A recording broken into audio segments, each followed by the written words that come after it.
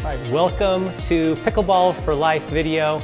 On this video, Jess Reynolds, personal trainer, will tell me, Sanjay Saint, pickleballer, how to become more mobile and flexible, especially playing pickleball.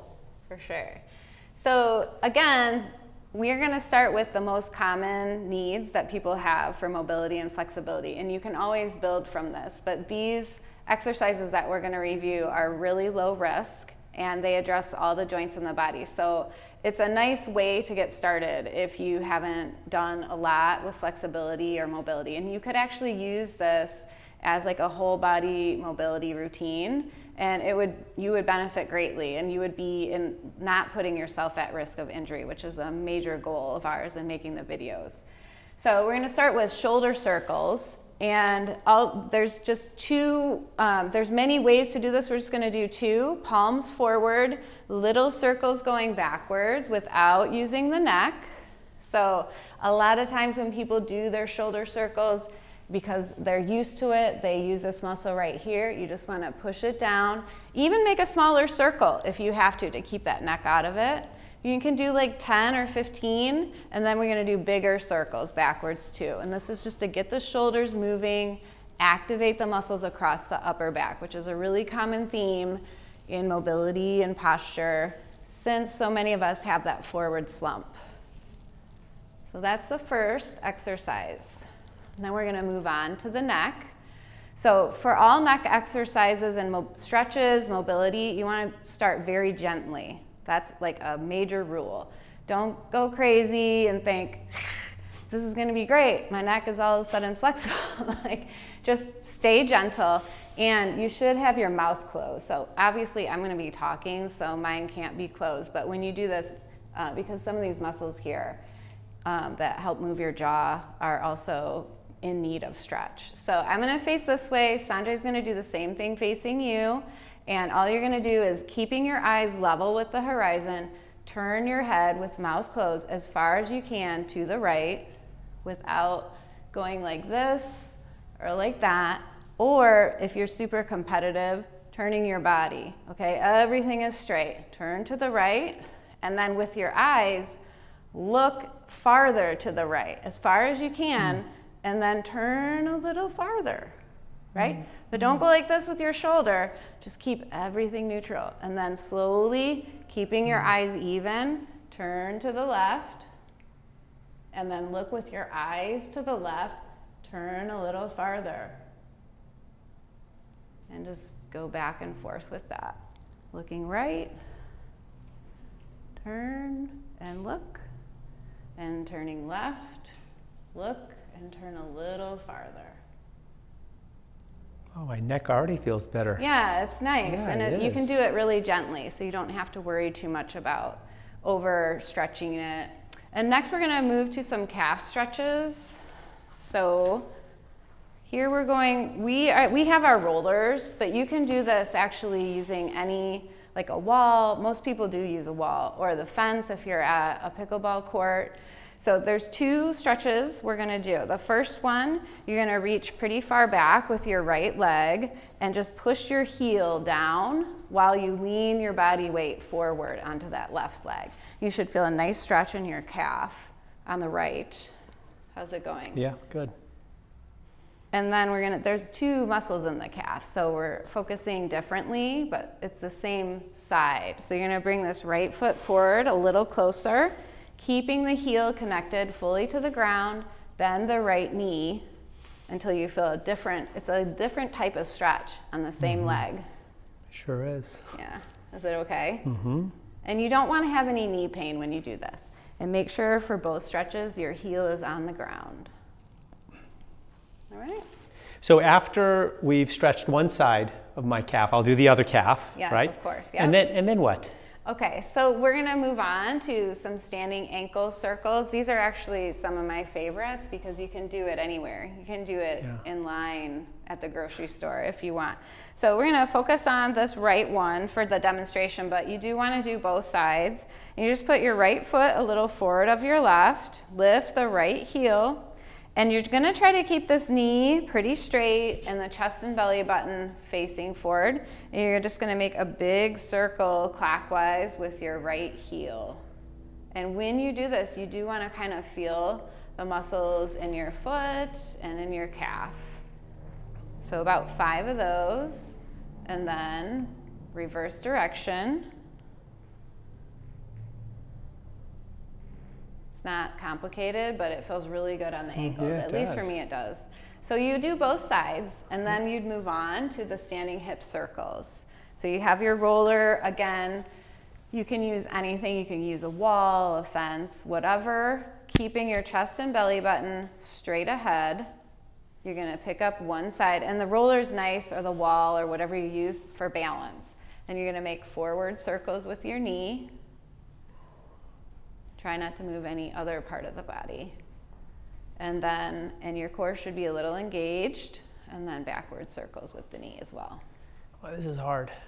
It's hard if you've never done it before. It looks easy for me because this is my job, but if you're not used to it, when people first do it, they're just like, what the heck? So next we're gonna do moving groin stretch. So Sanjay's gonna use a balance assistance of the foam roller, and I'm just gonna do freestanding, okay? So choose the one that's the safest for you is what I recommend. I have a lot of people that use the roller when they do this in my classes. So feet are about a little bit wider than shoulder width apart, and you're just gonna shift your body weight onto your left leg, bending the left knee, keeping the right leg straight. You're gonna feel a stretch in the groin. You do wanna stick your tush out a little bit. So I'll show you from the side. I have my tush back and my back is straight. If you end up like this, it does, for many people, put some strain on the knee. So get the tush out. Okay, that's just gonna hold 5 seconds. And then staying low, you're gonna go to the other side. So you just straighten the left and bend the right, and staying low and holding. You hold for about 5 seconds. If you're really tight in your groin, you might take some time, like after you've played, and hold, you know, some groin stretches for a little bit longer. It just depends on what part of the day you're doing these. Okay?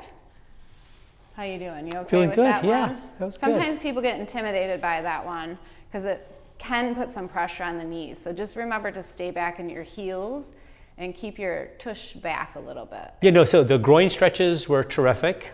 Other stretches to increase mobility and flexibility, Right, Jess? for sure. So next one I would suggest is the runner's lunge. And I'm gonna have you demonstrate using a little balance assistance. And a lot of people use balance assistance because you're taking a little bit narrow base of support. So we're gonna take our right leg back, and this is to stretch the front of the right. And then you're gonna lean your body weight onto the left. And everybody's different in terms of how much depth they can get from this stretch, okay? So you can hold this for about 45. Should my right heel be on the ground, or no, right it's heel just is like up, it is? Okay. and your knee is pretty straight too. You don't have to lock it, but if it's bent like this, you won't feel as much of a stretch.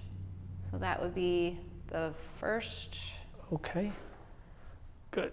And then the next one is also from yoga, downward facing dog. So this is So after I do this on the right, I both do it on the sides. left, yep, and now, oh, I know downward facing dog. Yeah. Yes, and it's not easy. No.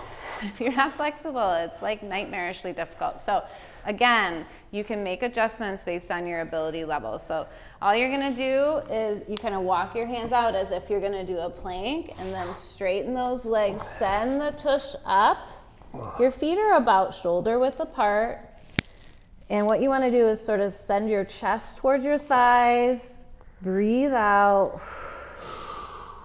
and let yourself feel the heels dropping toward the floor. They do not need to touch the floor, but I do like to emphasize that nice long exhale. And each time you breathe out, just letting yourself feel the stretch down the back of the legs a little bit more. Some people need to bend their knees more and send their tush up. So everybody's a little different with this stretch. There's a lot of variations. This is just the basic. And then we can come down from that which is focused on the hamstrings and the calves. There's some other muscles that get stretched there too, but now we're gonna go into the lying down quad stretch, which is focusing on the front.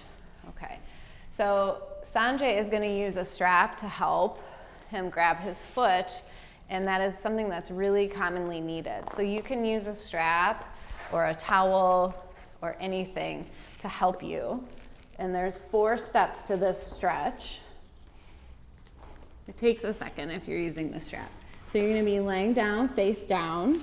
You're gonna take your right hand back and grab your shoelaces on your right foot.